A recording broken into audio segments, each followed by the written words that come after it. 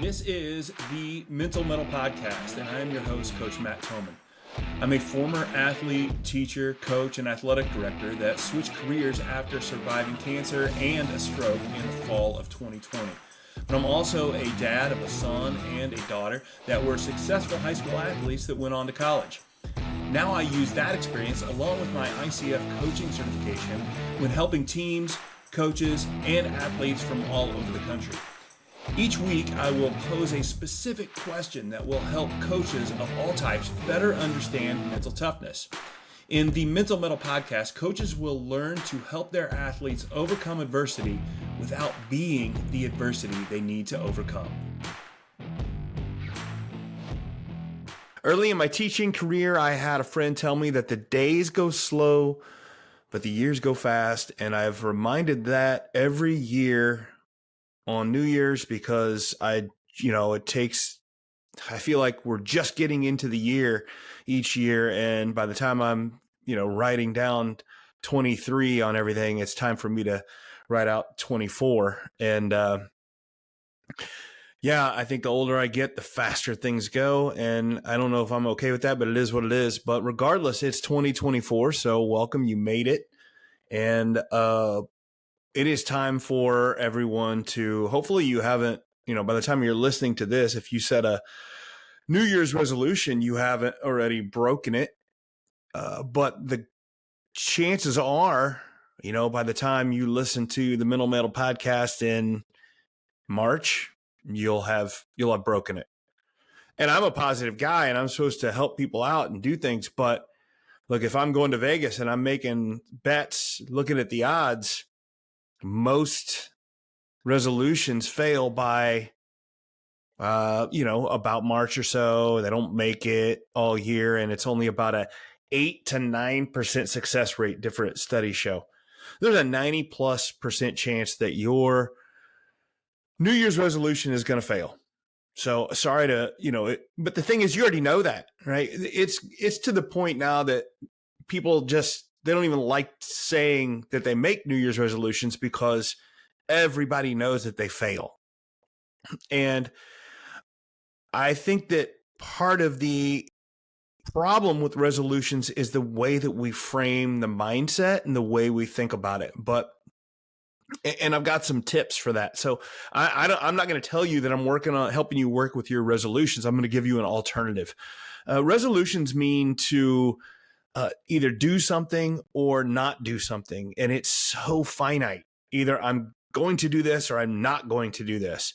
And it's either a yes or no. And we know that progress, growth is no such, it's not this straight trend line that I'm either doing something or I'm not doing something. There's peaks and valleys. So from the minute we start saying that I'm not going to do something, or I definitely am going to do something, we're setting ourselves for failure because we're making it so finite. And then, of course, when you have a resolution and you say, I'm going to do something or not do something every day, say, and the first time you break it, well, then it's like, oh, well, it's February 15th, maybe next year. And then you've got, 10 plus months of going back and doing what you were doing before. And this, if you ever got, the guys I know and gals I know that love gyms and getting out and working out and things like that, they just skip January. That's their month, like, to let everybody else come in and use all the equipment and then head home, and then they get back to work because it's so predictable. So instead of resolutions, I want to start talking about skill development and developing a skill, gaining a skill, improving a skill. And I think that's so much more the mindset of what we need to have for real growth is seeing progress, but not having it be an absolute yes or no thing. And so if we're talking about coaches, what are some skills that coaches that want to develop to have their teams get better, to help their athletes a little bit. So, I'm speaking, there's two ways I'm going to speak to people here, these coaches that I talk to. One, I'm going to talk to you through this process on how you can develop a skill that you want to attain over 2024. But once you start to learn the process, you can apply that process to skill development in your own players. And a lot of this stuff that I'm talking about today, and I will say this all the time, I used to be a teacher. One of my favorite books when I was a teacher was The First Days of School by Harry Wong. My mom gave me that when I became a teacher. And he says, beg, borrow, and steal information, make it your own. I do the same thing with coaching. So a lot of what I'm using here, it's not like it's brand new ideas that I steal it from different ideas that I see, things that I read, but I always make it my own and try to adapt it to the coaches that I work with and the athletes that I work with. And I think I do that fairly well, and it's pretty useful stuff. But regardless, I want you to be able to, as a coach, start to develop a skill, just like you would tell your players, hey, we need to be able to shoot better. We need to dribble better. We need to hit better. We need to pitch better. We need all these things better. And you would want them to develop these skills. Well, as a coach, you need to be evaluating what you need to be better at in order to improve. A couple things, some examples. A coach might want to learn to communicate more calmly and efficiently. It's always a good skill for a coach. Want to be able to lead my staff. If you're ahead of a program, you want to lead your staff a little bit better. You want to develop your emotional intelligence, a really, really useful skill for working with today's athletes and increasing that emotional intelligence. And I think that you should be finding out things that you need to get better at. And if you're not recognizing things you get better at, then you're really not growing. Now, experience can teach you a lot of this. The reason that a coach that's been coaching for 20 years is good at a lot of this stuff is because they've got the experience. But what I'm talking about is kind of speeding up that process, right? You can get experience, 20 years of experience, and get better at, communicating better and leading your staff better. But you can also get better at those things on purpose, because if we work on it, if we make it a focus in our life, we will get better at it. And it's one thing that I say to athletes and coaches all the time, that understand that. I always tell kids, if you want to get better at your left hand, most kids are right-handed. If you want to get better at shooting layups with your left hand or dribble with your left hand, and we go to the gym and we practice it and we get better at it, nobody's surprised that we get better at it. But we don't always think the same way at some of these other skills as we're adults, right? If you want to get better at communicating, if you want to develop more emotional intelligence, then put time into it and you'll get better at it, right? So the process that I'm putting out now, that I'm going to go through in this podcast, I don't have a guest on today. It's just me. I thought it was this being January 1st when this comes out, I thought it would be a good opportunity for me to give a skill, to give a tool that you can use and adapt as you want. And this tool is definitely something that I put out there in my Ember to Inferno program, which is a professional development program for coaches. I go to schools. I do speaking engagements, but I also do group coaching with coaches to help them on helping grow athletes, the mental toughness. And this is one of the ideas that I teach in there. And I just thought it'd be a good idea to kind of give away something here useful to kind of people to understand what it is, something that you can apply to your life and your players. So the idea is adding intentional adversity and putting it in the right way to develop in skill development. So there's a few steps here. I'm going to go through the steps a little bit, give some examples. And if you ever, at the end, if you ever want to contact me and get me some if you want some information on this, I'd love to give it to you. I'd love to send you out just the backbone of this program so you can understand how it works. So the first thing I want to understand, when I don't want to do New Year's resolutions, I want to do skill development. So the first step is you have to figure out what skill you're trying to attain. All right. And I think that too often people say, I want to get better. I want to be a better person. That's vague, right? why don't we focus on one thing we want to get better at and have that be our goal? And then maybe if we get better at other things on the way, so be it. But we have to be a little bit more intentional than just saying, I want to be a better person. And a couple of things I mentioned there, communicating better, leading your staff better, in developing emotional intelligence, just having more resiliency. Those are all skills you can develop. And you want to focus on them. So you have to do a little bit of soul searching, a little bit of self-reflection on what skills do I need to develop. You might have gotten it from, if you're a teacher and a coach, or you a coach at a school, and you've gotten some feedback, you might have seen some things that you've been told, some things you need to get better at. Okay. Take that criticism and use it. And know that we gain skills to get better at things and to overcome obstacles. Well, the first thing I want you to know is, I say always focus on the skill and not the obstacle. So I don't want your New Year's resolution or your skill development to be about something that you think you need to do, right? Or getting over some adversity. I like adversity, but I don't like it whenever we make it feel like it's something that's thrust upon us, that's keeping us from overdoing things. And if not for this, I would be here. And if not for this, I would be here. We don't want it to feel like that. That's a very negative mindset. I want you to focus on a skill. If we focus on a skill and attaining a skill, it makes us feel like a conqueror, right? Like we're doing something.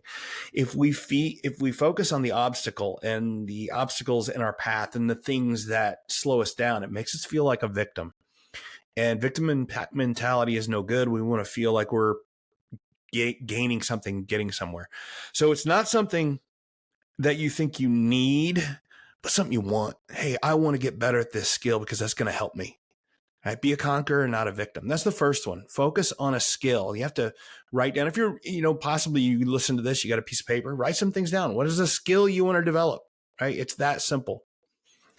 And then as you write it, you should be writing down a skill that you want to attain.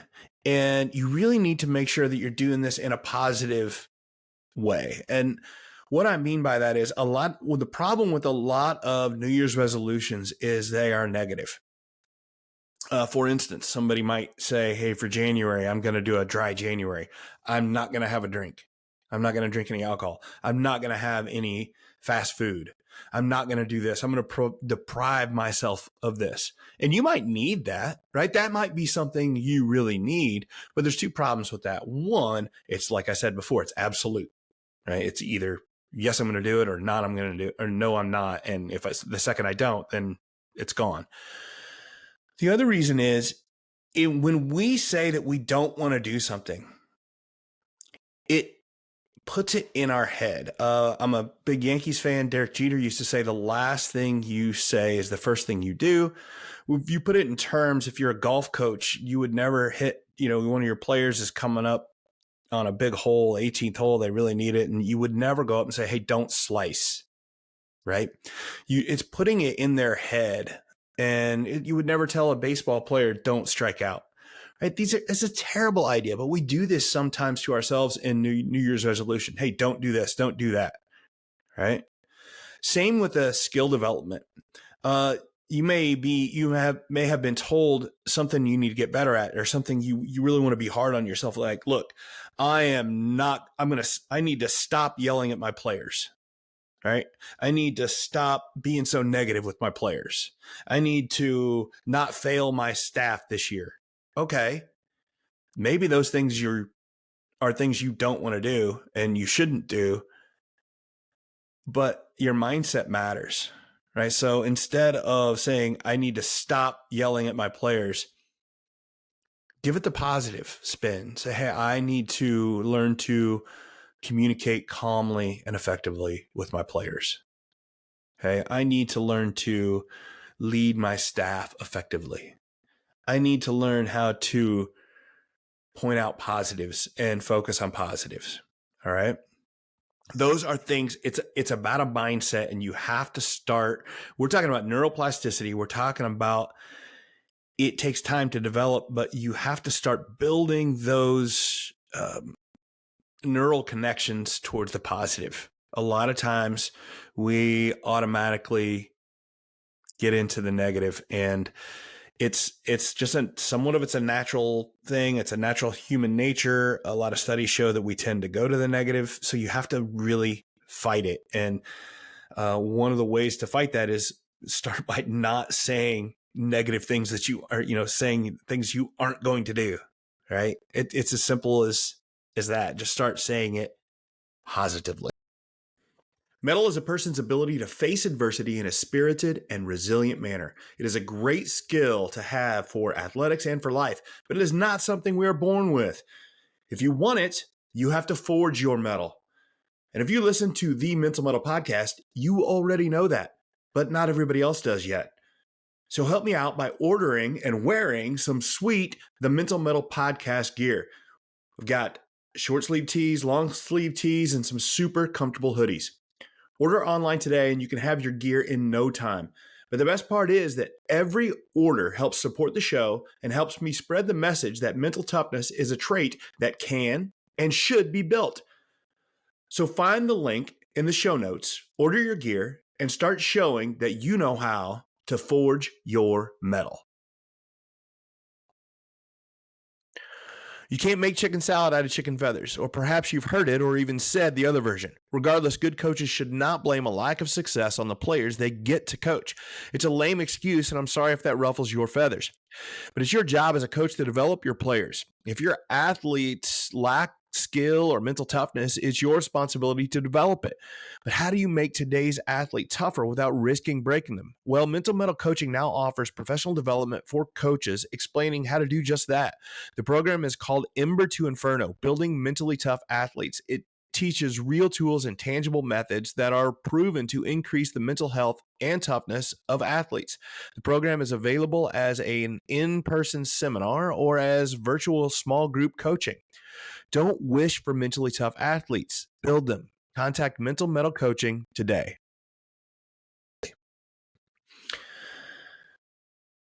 The next part is you need to be able to have your skill and what you're trying to attain. It has to be very personal and it has to be very controllable. If we set goals, a lot of times goals are out of our control. So the reason I want you to do a skill is that's in your control and something you can develop. When we set goals, sometimes you do that as a coach for a team. You might say, hey, one of our goals is going to win a champion, a conference championship, or make it to state, or do this. And these are all good things, but those are results. They aren't controllable goals because there are way too many things out of your control. They are the other teams, the situation, the refs, all these things can affect your goals that you've put out. And then you could have done everything you humanly possibly could have, and you still not reach your goal and you feel like a failure. So instead, if you have some goals already set for the year, like if I want my team to do this, or I want to win this award, or I want to, get something that is bestowed upon me by other people, you need to reevaluate that and say, okay, but what skills are going to help me to get there? What skills do I have to have? If I want to win a state championship, what do I know that I need to get better at? What skill do I need to be able to do that? Okay. That is in your control. The other part is it has to be personal. Motivation is misunderstood sometimes. If you listen to my episode a couple weeks back with Rainer Meisterjan, he's a coach that works with professional athletes. Your motivation is very personal. So you have to find out why you want something, what you're trying to develop, what the reasoning is for you that fits with your personality. This is where coaching, I think, really can help. A coach can help you better understand yourself, to help you know yourself a little bit, see where your motivations and your values are, and then it's going to help you with your motivation. We got to make sure that we are doing things and skills we want to develop and ways that we want to improve is something that is that you want, and not something that somebody else is wanting for you or telling you. It has to be something that you want for reasons that make sense to you. And that's not, you may not be able to sit here and tell me those answers, because that's what I'm saying. That might take work with a coach. That might, talking with some other people, might require some vulnerability. Understanding could be some assessments that you can take online to find your strengths, your values, figuring out what's important to you so that you know where your motivation comes from.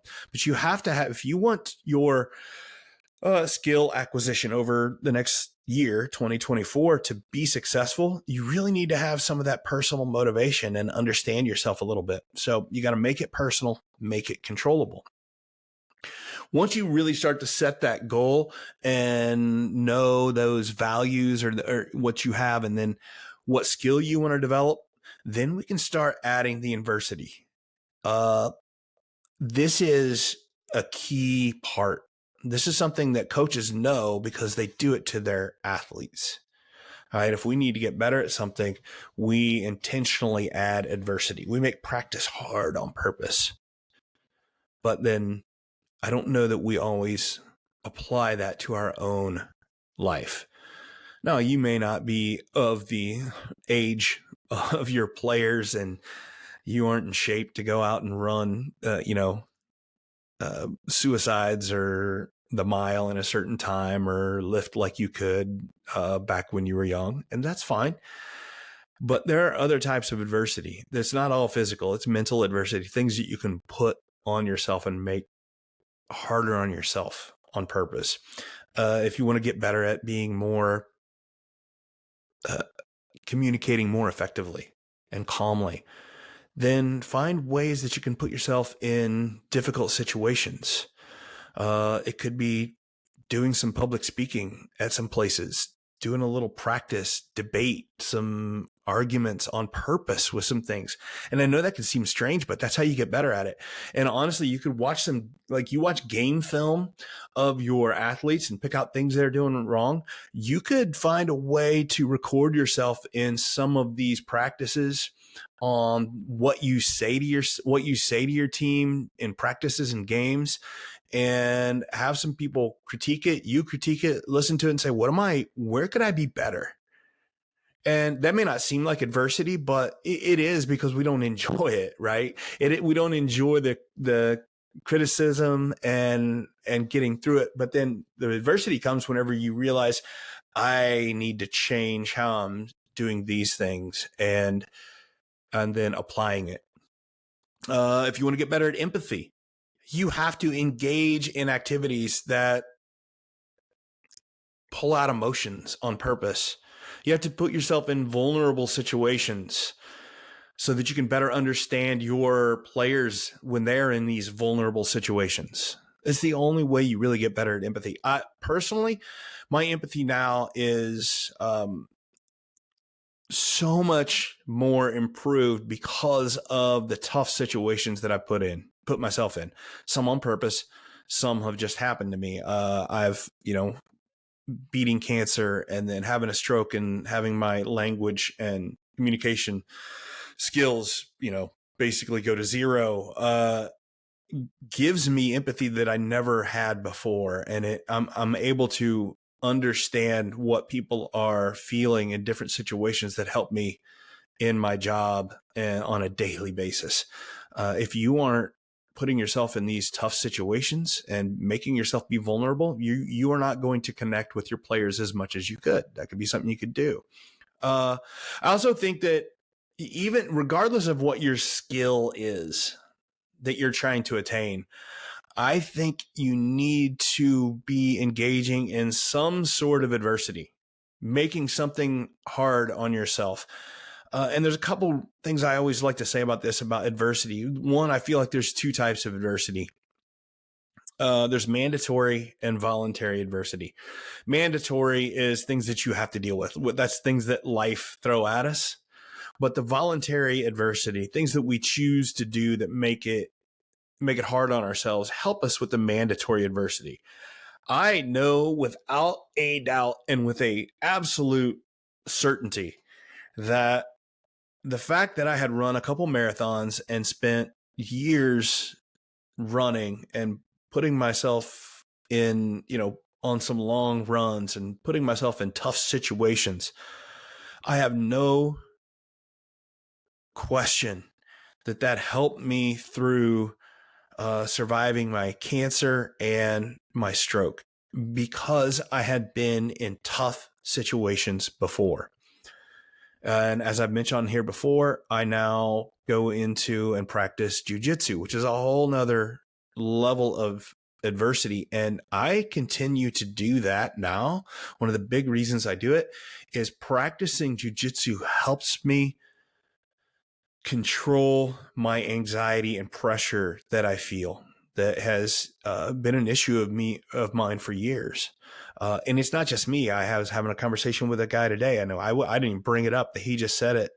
He said, jujitsu helps me relax when I'm not in jujitsu, when things are going on.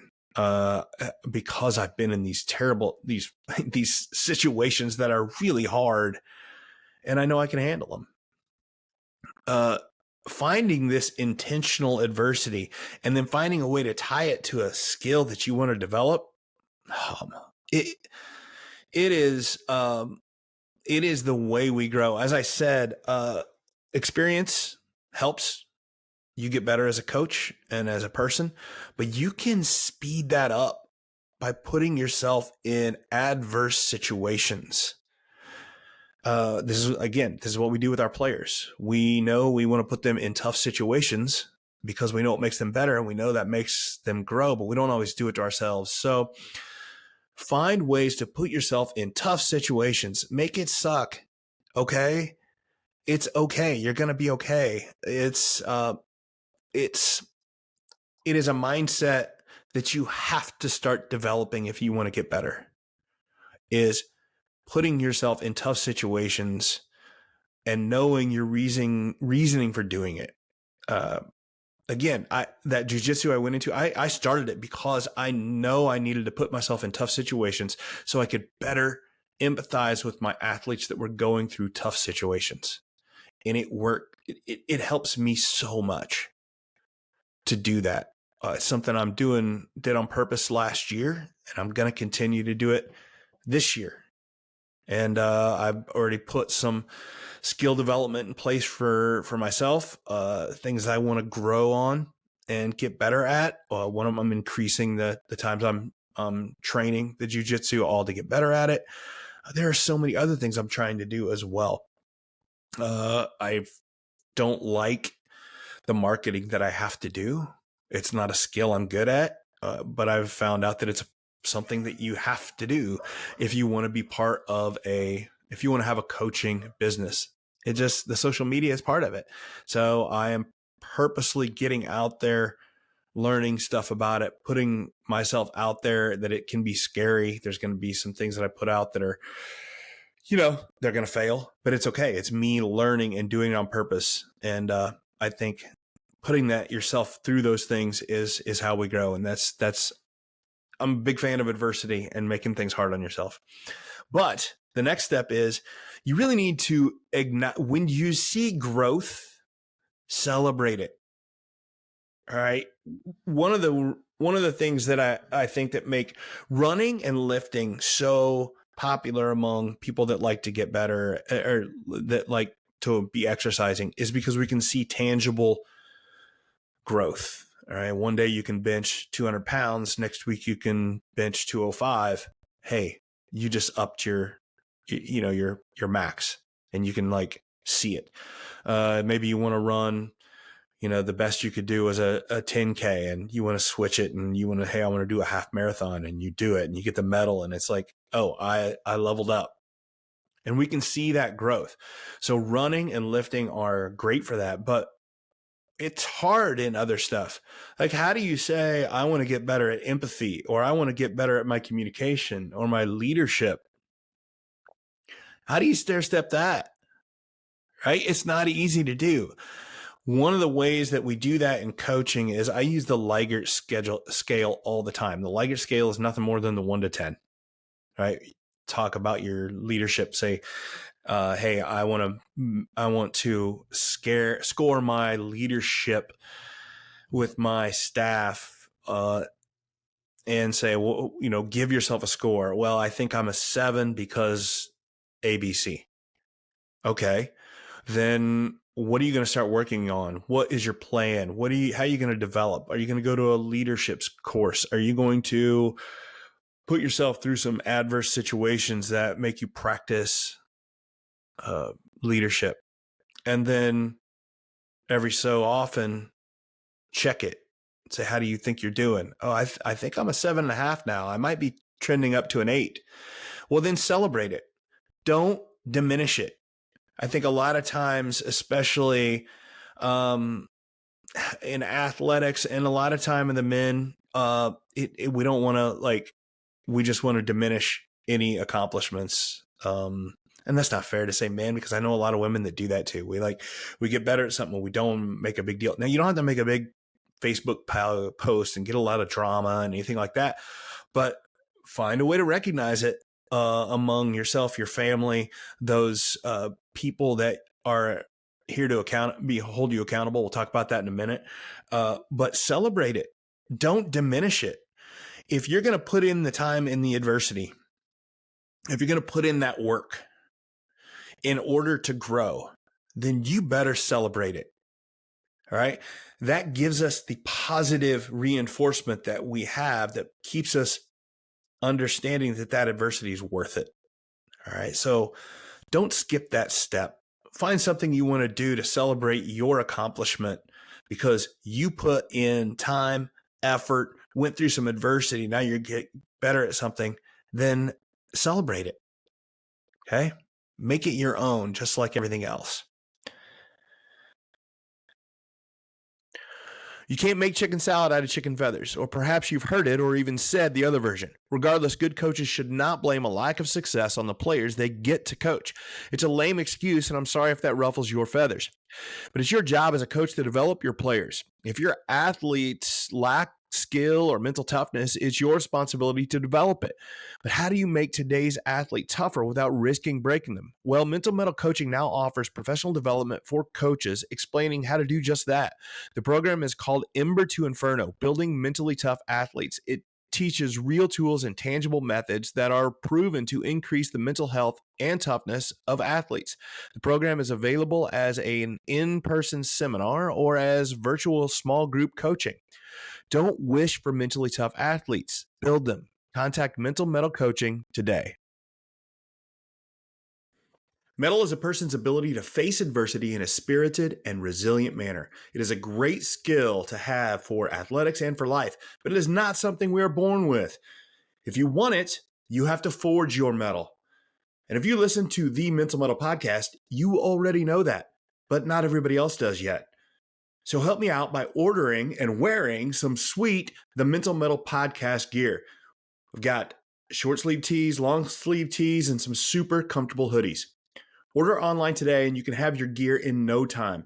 But the best part is that every order helps support the show and helps me spread the message that mental toughness is a trait that can and should be built. So find the link in the show notes, order your gear, and start showing that you know how to forge your mettle.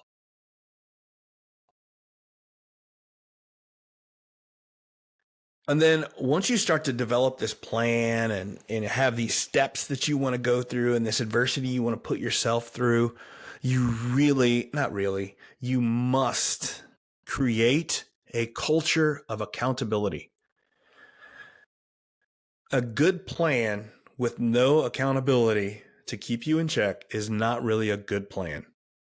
All right. If somebody tells me when I work with athletes and coaches, and I say, we always end each session with an accountability plan, or an action plan on what we need to work on. And I will say, who is your accountability for this? And occasionally, a lot of times, I'll have people say, "That's all right. I can hold myself accountable." Like, no, you can't. You're just that's your way of telling me that you don't really like the plan and you don't really want to do it. Right?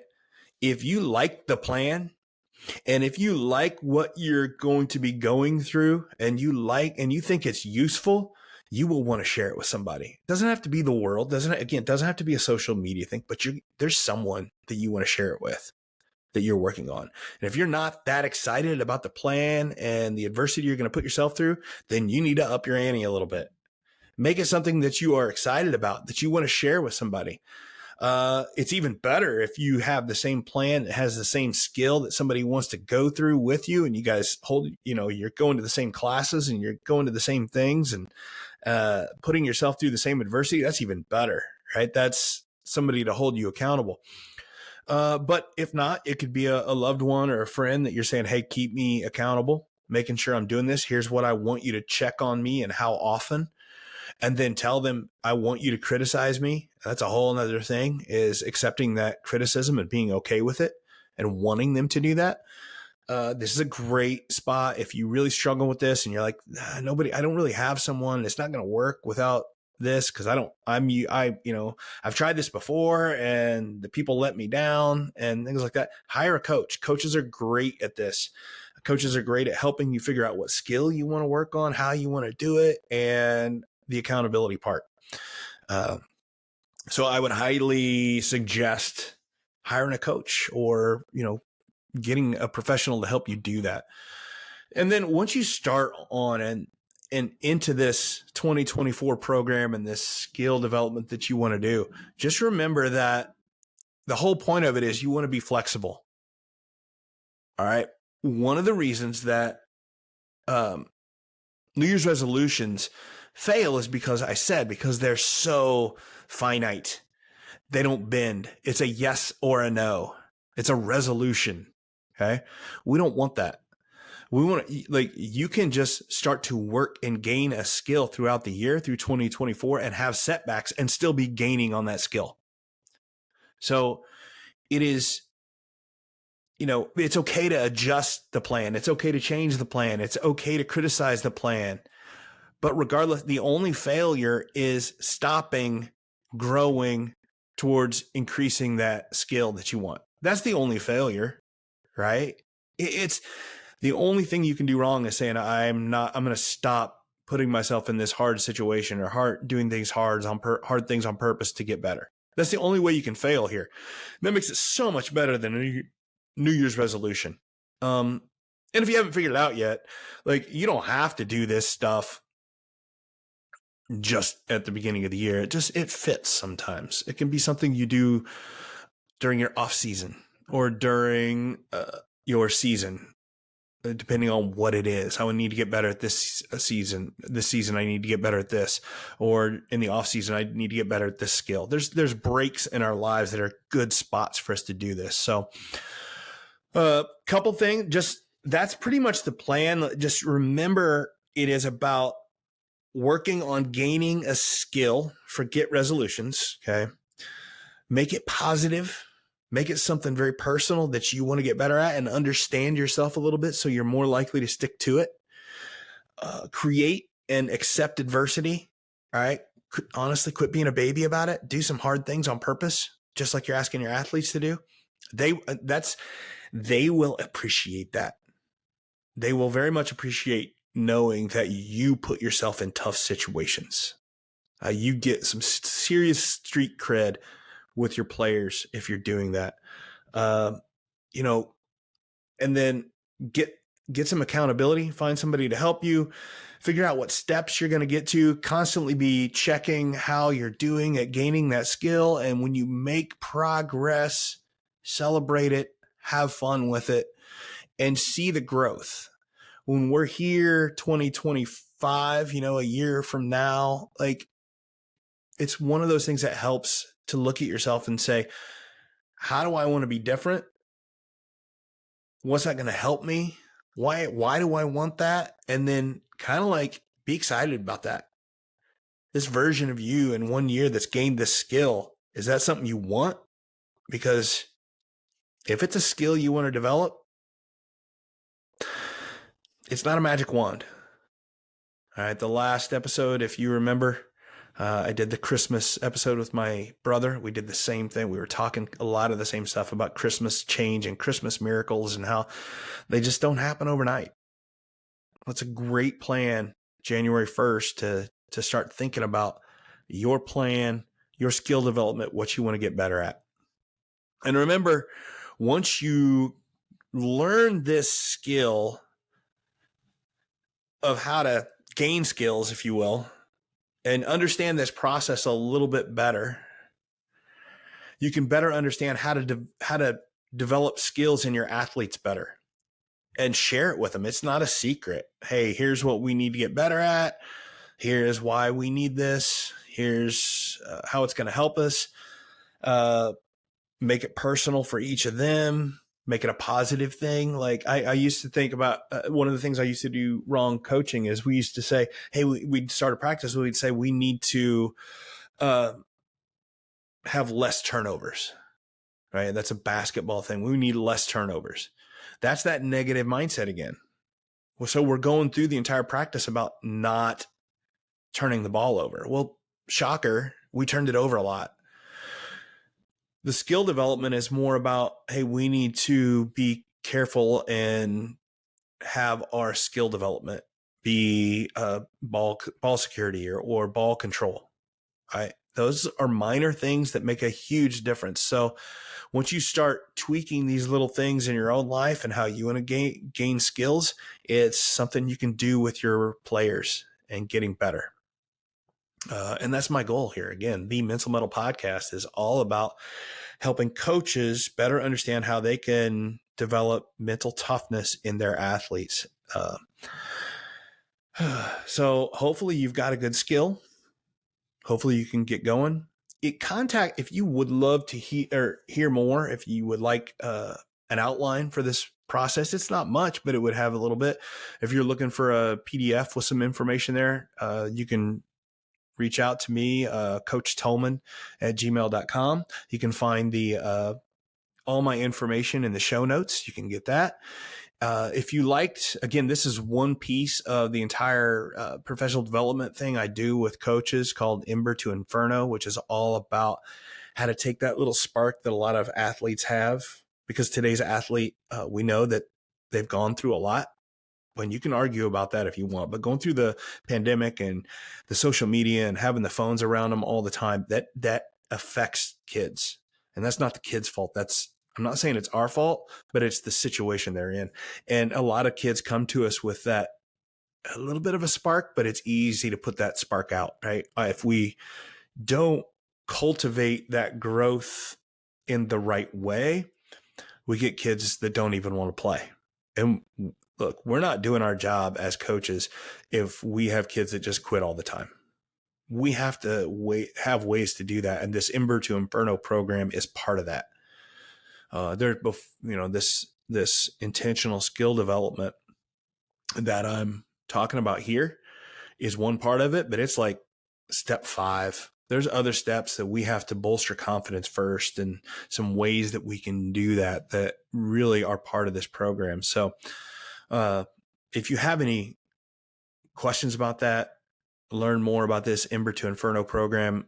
I used to be a coach. I was an athletic director and I was an assistant principal for, and part of the reasons I created this podcast and the professional development I do with coaches is because there's not a lot of good professional development out there with coaches. There's some, but a lot of it is towards the education, which is fine. There has to be good professional development with educators. I do that as well, but coaches have such a responsibility to grow players and grow young men and women. And I think on the emotional, intelligence side, we need to up our game a little bit. And I hope I can do that. That's what I want to do. So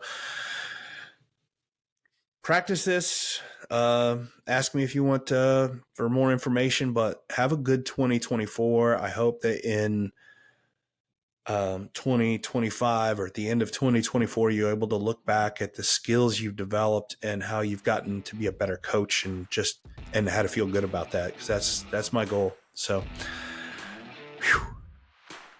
Been a great episode. I'm really looking forward to some really good episodes of the Mental Mettle podcast coming up this 2024. So make sure you like and share, and always remember to forge your metal. Thanks again for listening to the Mental Mettle podcast, produced by Coraggio Media, sponsored by QuickCut, a video management platform for every level of play, and by Mental Mettle Coaching, helping athletes learn to face adversity in a spirited and resilient way. The Mental Mettle podcast is created each week to help players develop more mental toughness, and that is something that will help all of us. So help me out and like and share the Mental Mettle podcast with your friends. Until next time, keep forging your metal.